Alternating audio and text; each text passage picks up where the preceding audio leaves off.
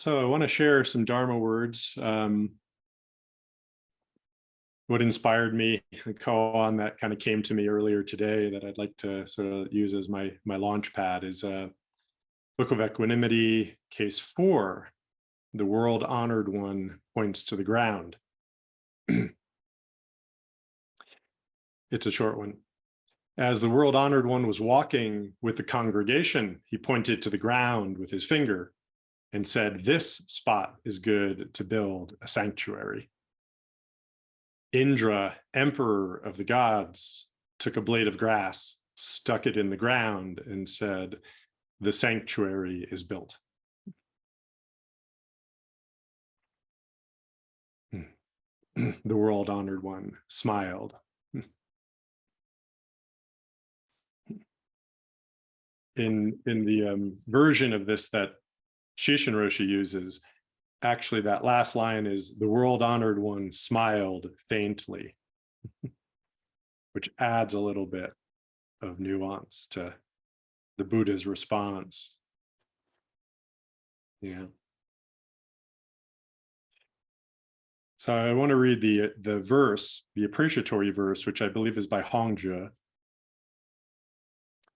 "On the 100 grass tips, boundless spring, taking what's at hand, use it freely.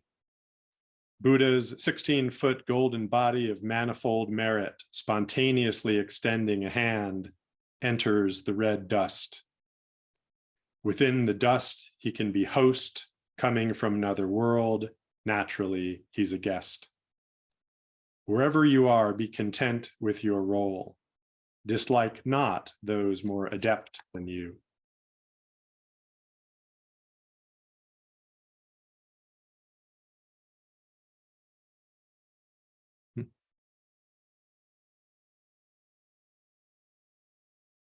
I'm going to read the other translation of this verse because it's got a little bit of a extra sparkle to it in some lines.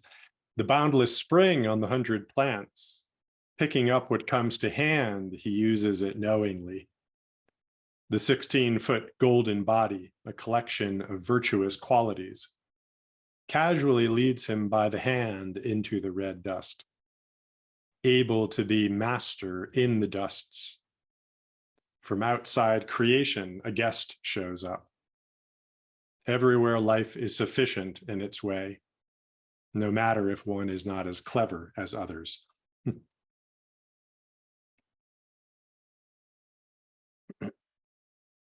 So I envision the scene of the Buddha with his congregation. He's got his whole sangha, with him, and they're moving through. I don't know. I sense like a valley, like a verdant valley, and he comes upon a meadow, perhaps surrounded by peaks or hills, and he says, "This would be a good place to build a sanctuary."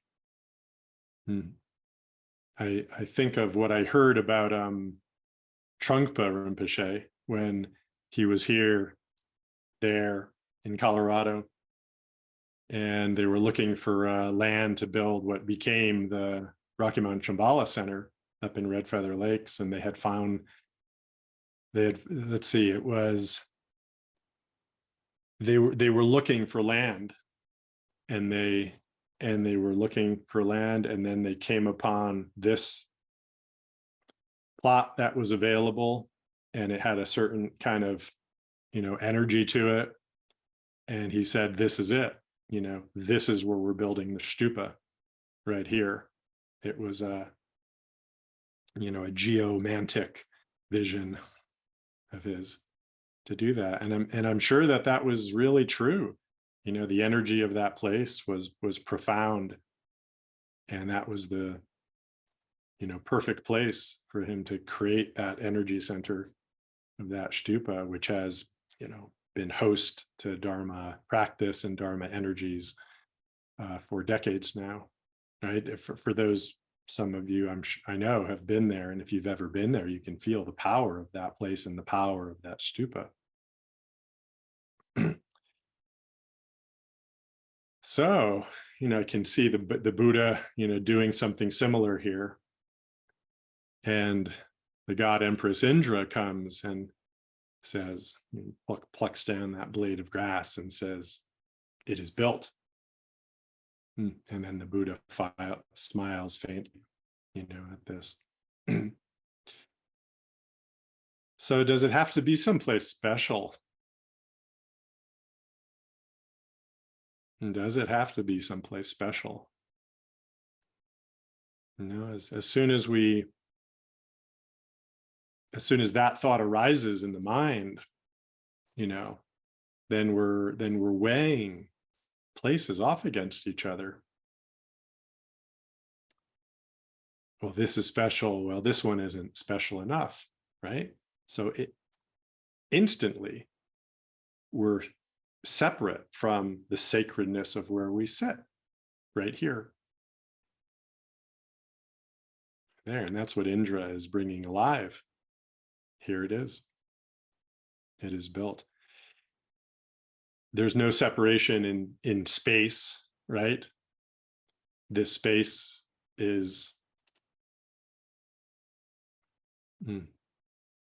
as special as any space, right? The boundless spring on the 100 plants. On the tip of every blade of grass is the boundless spring of awakening. Everywhere, every place. So not separate, not special in space, and not special or separate in time. We're going to build something here and we'll be done in a year or a month or 5 years. No, it is built. So immediately it kind of brings a mirror up to the mind that calculates, oh, well, the specialness will come in the future somewhere else. We'll find our sanctuary elsewhere.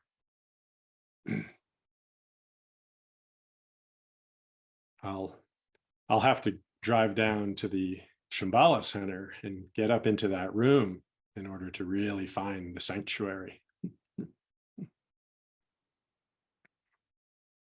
No, right here, right in your seat, right now. Can you see that as your sanctuary? The Bible says that your body is a temple. Yeah, your body is a temple. Your zafu is a temple. Your room is a temple.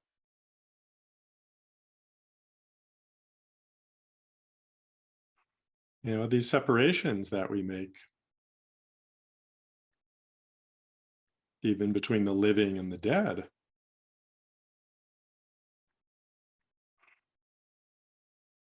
What is it in your environment, in your room right now, that isn't profoundly a part of the oneness? Your chair, stone on your desk, doorknob, books, van, chairs, art, floor, the ceiling. Constantly, the Dharma of the Ascension preaches. What a beautiful sanctuary we each have, and we all have.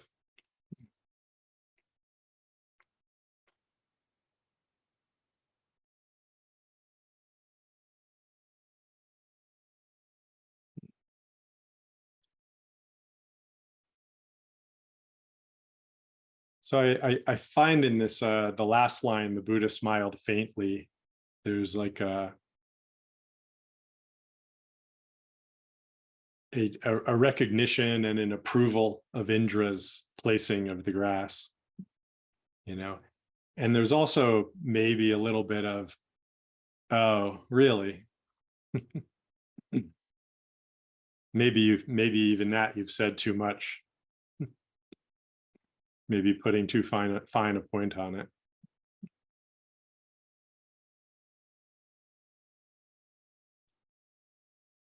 Yeah, and maybe that too fine a point is also, of the the potential self-centeredness and narcissism that might accrue, the feeling like, oh, everything is special.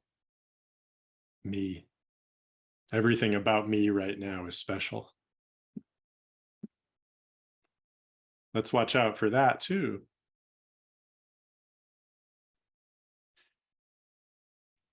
It's the sanctuary that's special.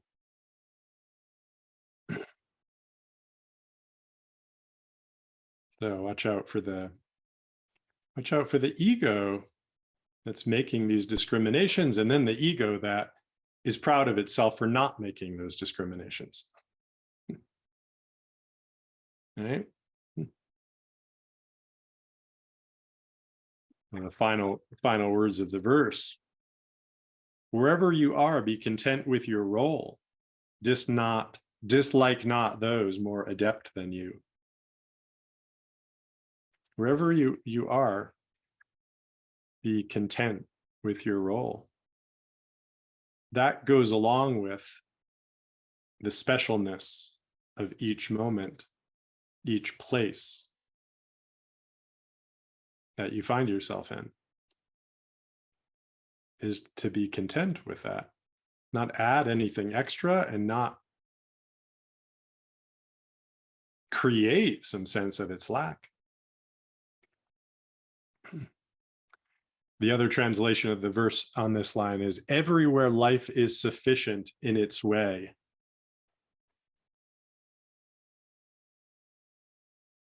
So one is be content in your role, and the other one opens it up to everywhere life is sufficient in its way, no matter if one is not as clever as others. Yeah.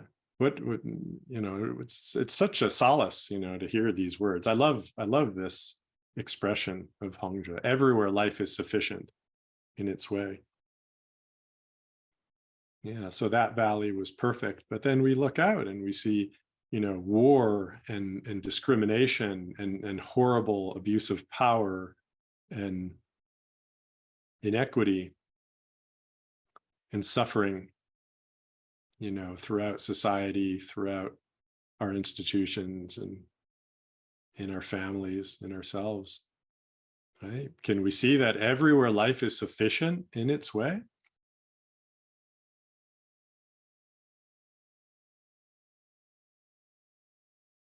Most of what's going on in the world was going on even more catastrophically in the golden age of Zen. When these koans were compiled.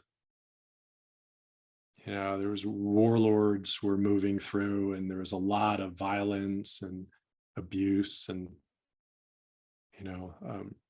who knows about the persecution and abuse of women and the feminine. It's an everyday part of life. Sickness, famine. In most ways, life was much more unstable and violent, and there was so much suffering, so much more suffering. And yet, the Dharma eye can see that everything, everywhere, life is sufficient in its way. So can we see that now? These are two very awakened beings here, the world honored one and Indra. This is a profound exchange. That's why it's so short, because it's so deep.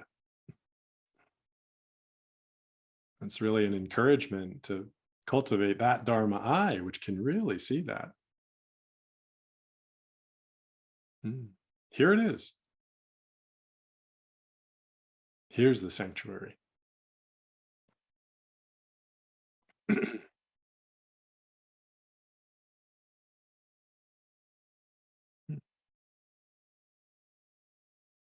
And that there's such appreciation, that's needed for this. I can see the Buddha's like very attuned to this valley. Wow, this is really a special place. He felt everything about it. he knew something of the history of it. And here's Indra, who's got this beautiful blade of grass. It's like, he's not just doing it blindly to make a point. It's like, this is really it. Here it is. The appreciation there. So the Dharma eye appreciates all of this.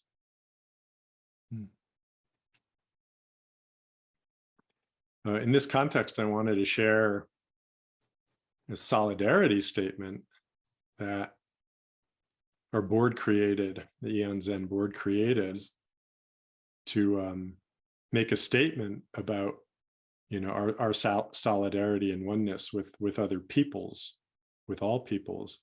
And yeah, I'll mention that present here, Myoshin and Seiju and Sokyo, who are all here, were main authors of this statement, as well as Bosway, who's not practicing with the group anymore.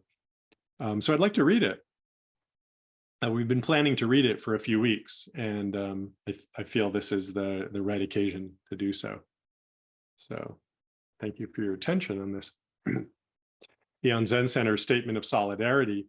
As a community of Dharma practitioners, we recognize that equality and justice are inseparable from the path to awakening. We commit to waking up to and dismantling oppressive social patterns as we encounter them in ourselves, our relationships, and our community as part of our collective liberation.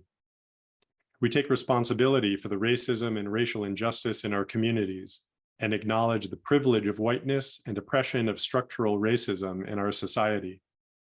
As Dharma practitioners, we strive to listen openly, bear witness, and take action in our daily lives, in our Sangha, and in our communities to be inclusive of Black people and other people of color, and to cultivate connection and empathy among people of different racial and ethnic backgrounds. We strive to be aware of how our own thoughts, speech, and actions may cause racial harm and suffering, and we challenge ourselves to engage actively in anti-racist work. We recognize the 48 contemporary tribal nations historically connected with the lands that make up the state of Colorado for thousands of years prior to colonization, and their living descendants who make their home here today. We live and practice on the unceded territory of Kinononoe, Arapaho, Nutsiu, Ute, and Tsitsas, Cheyenne nations, who stewarded the land now called Boulder, Colorado, for generations. We respect and honor the past, current, and future contributions, wisdom, and dharma of all Indigenous peoples in Boulder and beyond. We welcome, accept, and respect those who have experienced oppression and marginalization because of their gender or sexual identification. We support the sharing of personal gender pronouns as part of acknowledging gender diversity and to create a welcoming space for transgender and gender diverse people. We commit to examining our own conscious and unconscious cultural biases around gender and patriarchy and to support gender justice. In solidarity with those in marginalized and low-income communities unjustly impacted by the climate crisis, we dedicate ourselves to love and care for the earth and all its creatures. May our sincere efforts toward liberation be realized.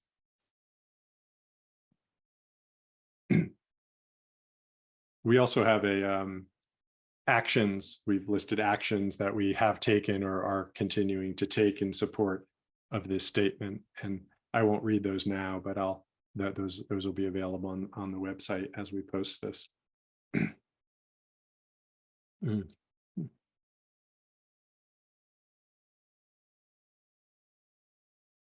The Dharma eye that sees the specialness of every blade of grass and the inherent dignity of every blade of grass. That's what we strive to practice, so we don't create these false divisions based on our own preferences or power centers, maintaining our power centers, especially our egoic power centers. Yeah. Because only in that awareness, which is decentered from the egoic power center, can we really view with the Dharma eye. that sees this. Okay, so that's our practice.